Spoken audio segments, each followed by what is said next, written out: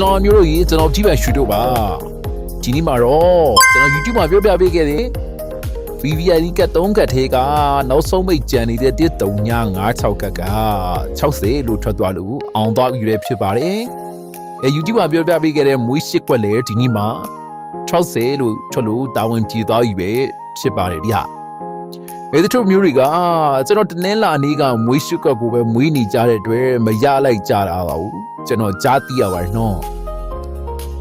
သူတို့ကျွန်တော်တနင်္လာနေ့ညမှာထပ်တင်တဲ့ဗီဒီယိုကိုမကြည့်မိဘူးထင်ပါတယ်ဗျ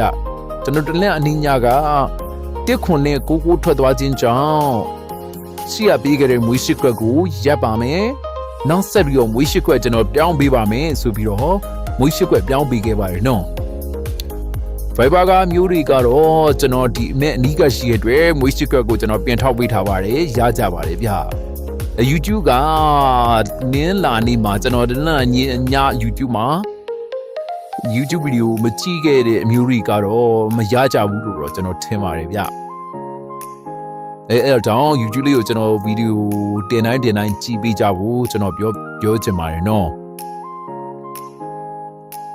ဒီနေ့မှာတော့ YouTube ကမျိုးတွေအတွက်ကိုပေးခဲ့တဲ့ကလည်းအောင်သွားပါပြီမွေးရှိကလည်းအောင်သွားပါပြီဗျ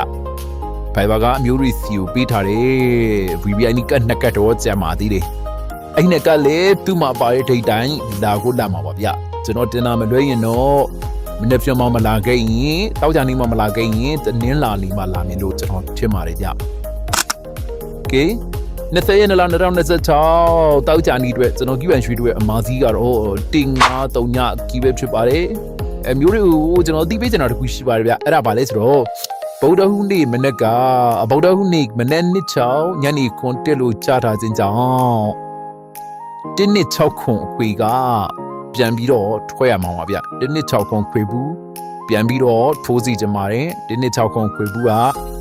ပြန်ကိုလာရမှာပါဗျOkay ဒါလေးလေစမ်းကြည့်ဖို့ကျွန်တော်ပြောချင်ပါတယ်